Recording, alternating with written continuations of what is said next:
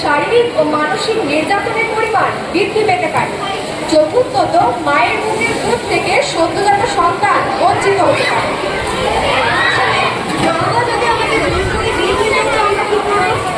অল্প বয়সে বিয়ে কখনো করবে না। তোমাদের বাড়িতে বাবা মাকে বোঝাতে হবে বাল্য বিবাহ হলো আইনত দণ্ডনীয় অপরাধ।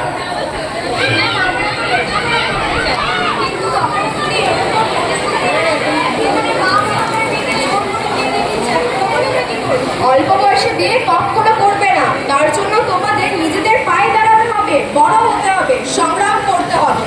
স্বামী বিবেকানন্দ বলেছেন, সংগ্রামী জীবন, সংগ্রামহীনতাই মৃত্যু। এই পুরুষতান্ত্রিক সমাজের সমস্ত অন্যায় অত্যাচারের বিরুদ্ধে আমাদের গর্জে উঠতে হবে, এখানে ভয় পেলে চলবে না। এসব আমরা সকলে কবিগুরু রবীন্দ্রনাথ ঠাকুরের সে গানটি গাই। আমি ভয় করবো না, ভয় করবো না, আমি ভয় করবো না, ভয় করবো না, দুবেলা মরার আগে মরবো না, ভাই মরবো না, আমি ভয় করবো না, ভয় করবো না, আমি ভয় করবো না, ভয় করবো না।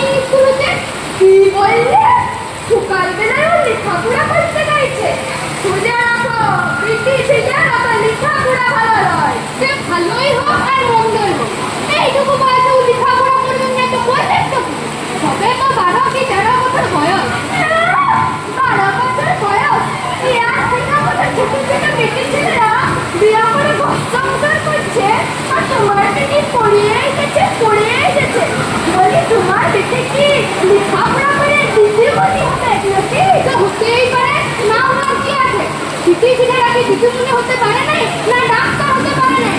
শুনো, ভালো করে লেখাপড়াটা করলে সব হওয়া যায়। শুনো, মেয়েটাকে আস্থা দিও তো মাথায় তুলবে না। আমি কোনো ঝুঁকি দিতে চাই না।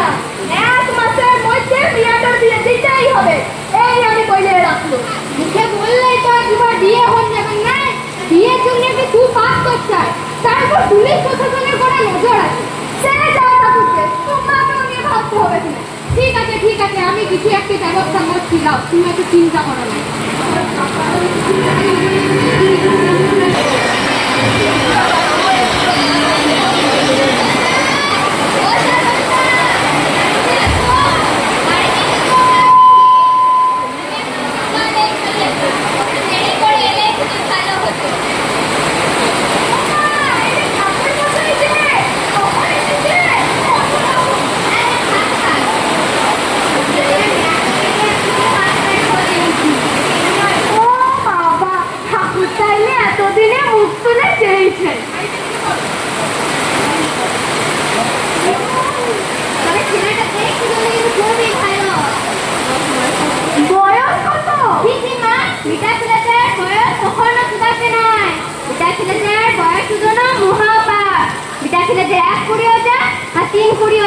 তবে ছেলেটা দেখতে শুনতে কিন্তু খুবই ভালো।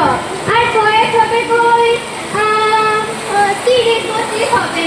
ওমা, এই যে ঠাকুর মশাই যে কখন এসছে, সব খবর ভালো তো? সব ভালো সব ভালো। আপনাদের মেয়াটার লেগে কিছু বাচ্চার খোঁজ নিয়েছিল। আপনাদের কি বলে ধন্যবাদ দিই, তার ভাষা খুঁজে পেয়েছি। আপনার মঙ্গল। আচ্ছা আচ্ছা, আসি বিয়ার দিনে ছেলে একেবারে দেখা হচ্ছে। আসি গো আসি। শুনলে তো, খুব ভালো পাত্র। এমন পাত্র আমি কিছুতেই হাতছাড়া করতে চাই রে। ওহো,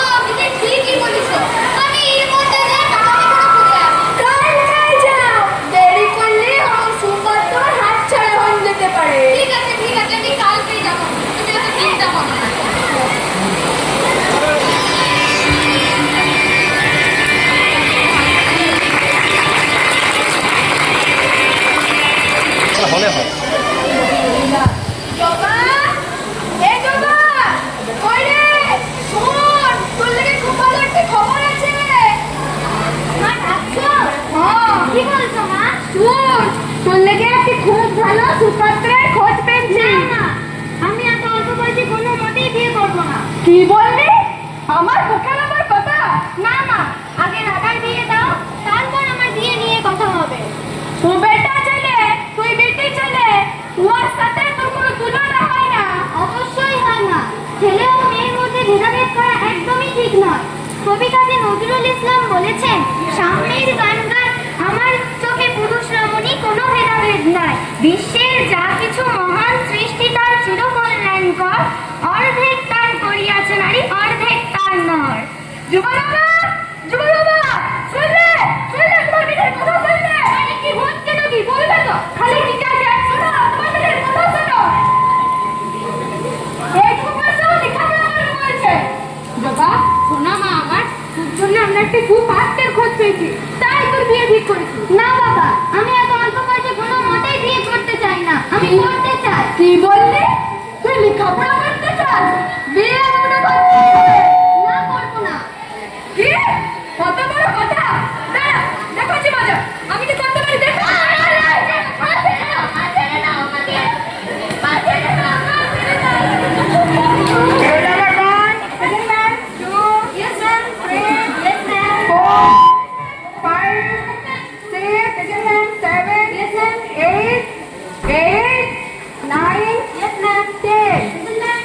আচ্ছা, এই তো জবার রোল নাম্বার। জবা তো প্রতিদিনই স্কুলে আসে। আর তোমরা কি কেউ জানো? ম্যাম, জবা আর কোনোদিনও স্কুলে আসবে না। কেন জবা কেন স্কুলে আসবে না? কি হয়েছে? জানেন, ওর বাবা মা ওকে খুব মেরেছে। জানেন না, ওর বাবা মা নাকি ওকে কোথায় বিয়ে দিয়ে দিচ্ছে। সত্যি সত্যি জবার কোথাও বিয়ে হয়ে যাচ্ছে? হ্যাঁ মা, জবা কাল আমাদের কাঁদতে কাঁদতে সে সব কথা বলেছে। হায় ভগবান, জবার মতো মেয়ের বিয়ে হয়ে যাচ্ছে। ম্যাম, আপনি একটু কিছু করুন প্লিজ। আমরা অবশ্যই জবার পাশে দাঁড়াবো। জবা আমাদের চিচুড়া স্কুলের মেধাবী ছাত্রী। এমন এক প্রতিভার অকালে মৃত্যু ঘটবে আর আমরা শুধু দেখবো, তা কখনোই হতে পারে না। আমরা অবশ্যই জবার পাশে দাঁড়াবো। আমরা রাজপথে কন্যাশ্রী গ্রুপের পক্ষ থেকে মিছিল করব। পুলিশ প্রশাসনের দৃষ্টি আকর্ষণ করব। ম্যাম, আমার কিন্তু খুব ভয় করছে। আমি আগেই বলেছি, এখানে ভয় পেলে চলবে না। আমাদের এই অন্যায়ের বিরুদ্ধে, বাল্য বিবাহের বিরুদ্ধে গর্জে উঠতে হবে। এসো আমরা সকলে কাজী নজরুলের মতো গর্জে উঠি।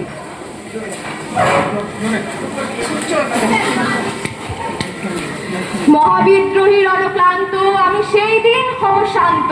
মহাবিদ্রোহী রণক্লান্ত, আমি সেই দিন হব শান্ত। যবে উৎপীড়িতের ক্রন্দন রোল আকাশে বাতাসে ধ্বনিবে না। যবে উৎপীড়িতের ক্রন্দন রোল আকাশে বাতাসে ধ্বনিবে না। অত্যাচারীর খর্ব কৃপাণ ভীম রণভূমি রণিবে না। অত্যাচারীর খর্ব কৃপাণ ভীম রণভূমি রণিবে না। বিদ্রোহী কবি ক্লান্ত, আমি সেই দিন হব শান্ত।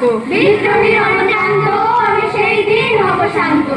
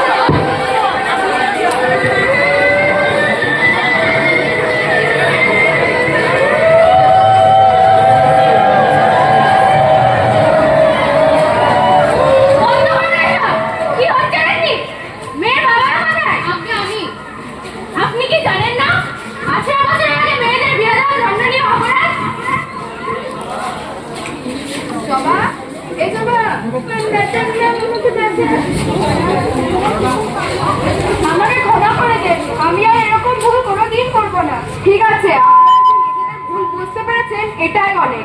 আমি আগেও বলেছি, আজও বলছি, বাল্য বিবাহ হলো আইনত দণ্ডনীয় অপরাধ। মেয়েদের 18 বছর বয়স না হলে মেয়ের বিয়ে দেবেন না। বাল্য বিবাহ শুধু মেয়ের পক্ষে নয়, সমাজের পক্ষেও ভয়ানক প্রভাব ফেলে। তাই আপনারা নিজেরা জনমত গড়ে তুলুন এবং বাল্য বিবাহের বিরুদ্ধে গর্জে উঠুন।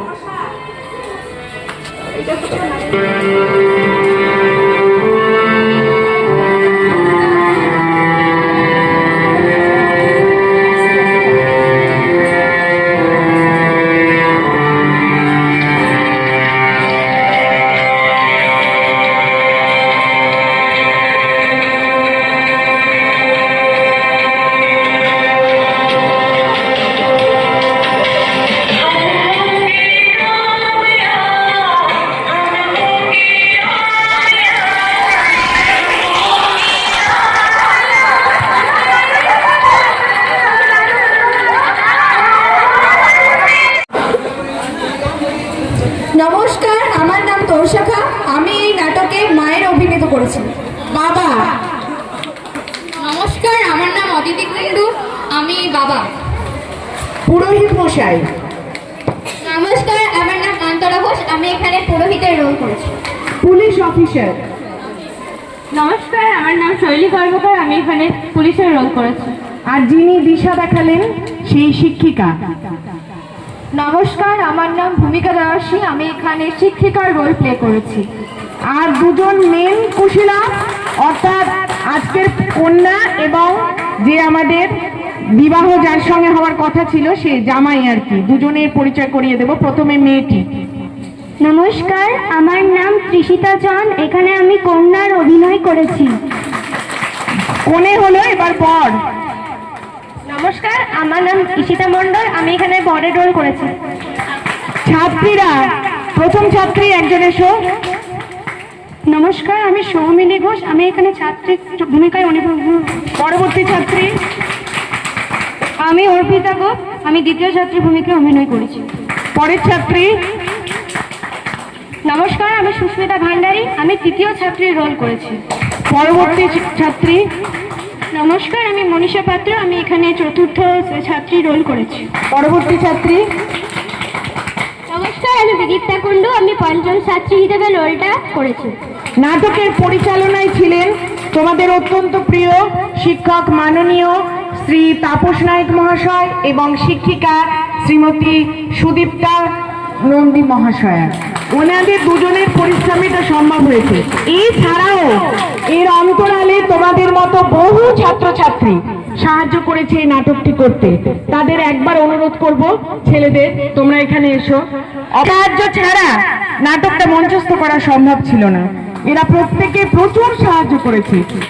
এদের সবার জন্য একটা জোরে হাততালি।